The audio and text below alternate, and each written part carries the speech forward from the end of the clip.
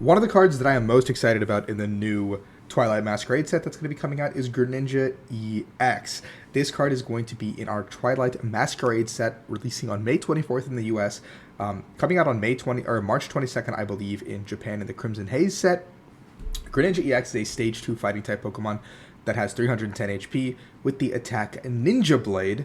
For 1 water energy, you do 170 damage and put any one card into your hand. That is an incredibly powerful attack off the rip, just because you get to do a ton of damage, two-shotting pretty much everything in the format, and then also adding a card to your hand from your deck, which is broken, causing your opponent to just have to worry about the fact that you get to put a card into your hand every time you attack with this card for 1 energy.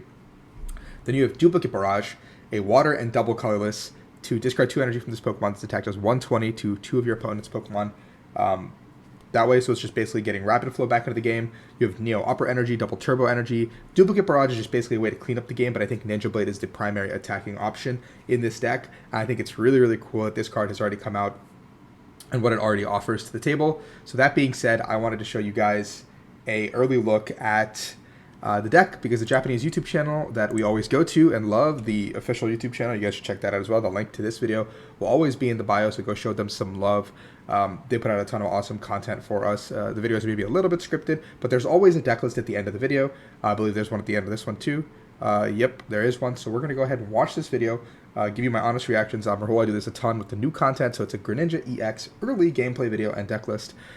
Please like and subscribe if you enjoy this content. It helps out the channel a ton. I know I say that a lot, and a lot of YouTubers say it, but it does go a long way to help out the algorithm. So let's jump into it. They're going to talk about Greninja EX a little bit. Then we see the Zard sleeves on the left and the Greninja sleeves on the right. I don't need this headset. This headset's just in the way. There's no audio here. My hair is disgusting. Sorry. Dude, I love that Froakie art, by the way. We see Froakie on the right and Charmander on the left. Looks like both engines are utilizing probably Pidgeot, because I think that is the premier way to play Stage 2s in this format, or in any format. I think just Pidgeot is absolutely broken. With Charizard, you get to accelerate the 2 fires from your deck using the Arvins to pick up stuff. And then on the right side, you can obviously only need 1 energy to attack. So, oh, never mind. The left side is playing the Bibarel version with the TM Evolutor. So we're going to go ahead and see a setup of the Charmeleon and the Bibarel on turn 1, which is a very, very strong start with the Arven here. From the Charmander player, the Charizard player. There's another Arven here, probably getting a candy and a way to get into an EXP share. Interesting. Okay, that's important. Blood Moon Ursaluna was just discarded. This card, I think, is going to become very, very strong in the next expansion and the format proceeding, because Blood Moon Ursaluna, its ability says that for each prize card your opponent's taken, your attack costs 1 colorless less, which means that at any point in the game, you can slam this guy down.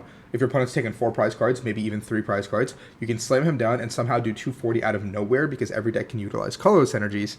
And Blood Moon Ursaluna also has 260 HP, so it's not that easy to take down either. So once this 240 HP attack takes place, it's not like your opponent is like, okay, I get a free 2 prizes back, the game is over. Radzard was a great way to do this, but we were restricted to fire typing, and also Radiant Charizard only had 160 HP, and it was a Radiant Pokemon, so it took up your Radiant slot. It was a pretty flimsy attacker, so it almost always went down after it attacked, and you had to only use it for endgame scenarios. But Blood Moon Ursaluna can be used in a bunch of different scenarios to set up these checkmate scenarios, and I think that card is very, very strong.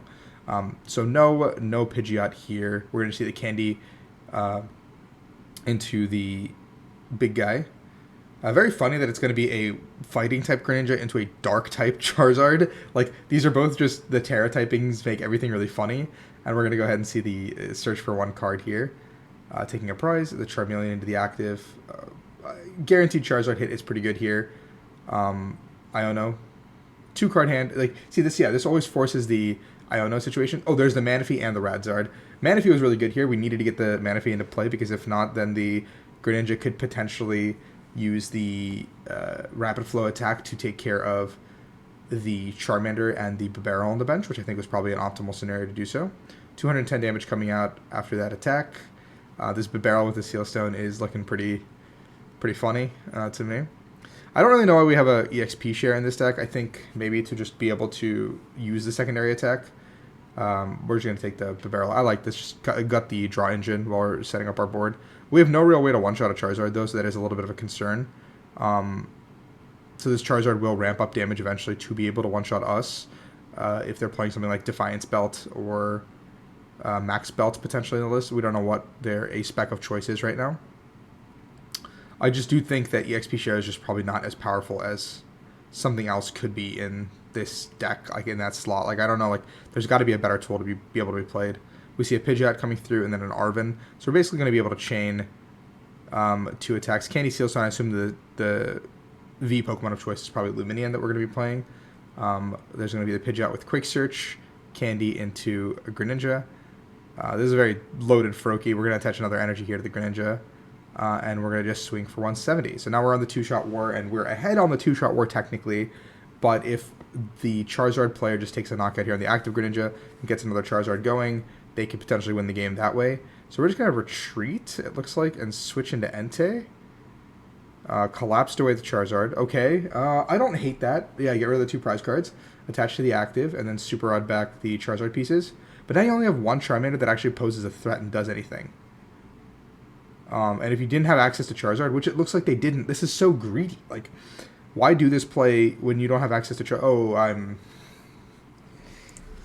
Just have it. Just have it, man. I'm sorry. I just have the Charizard. That's ridiculous. Then we're going to see the attack coming through with the Entei. If there's a Water-type V in this deck, like, even if it's Luminian and we can somehow power it up, that'd be really funny, because we can now one-shot this guy. We're going to go ahead and boss Cologne, maybe? Oh my god, that's hot. A canceling Cologne play. We're going to go ahead and see this play come through. And then I think almost certainly we take out the Manaphy and the Bibarel, taking 2 prize cards, putting ourselves in a position where we need only 2 more prize cards to win the game. But this Charizard is fully online now. The Charizard does 300 damage. So with the boss's orders, we can take out this Pidgeot and pretty much win the game on the spot that way. Or just knock out the start. EXP shared should trigger here. Or is it all energy? Super Rod coming through.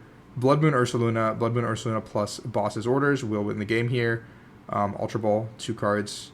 Getting the Blood Moon Ursaluna. We can swing for 1 basic energy. Putting this guy onto the board, I guess. Blood Moon Ursaluna. Boomerang energy. That card's also really good if you discard the card.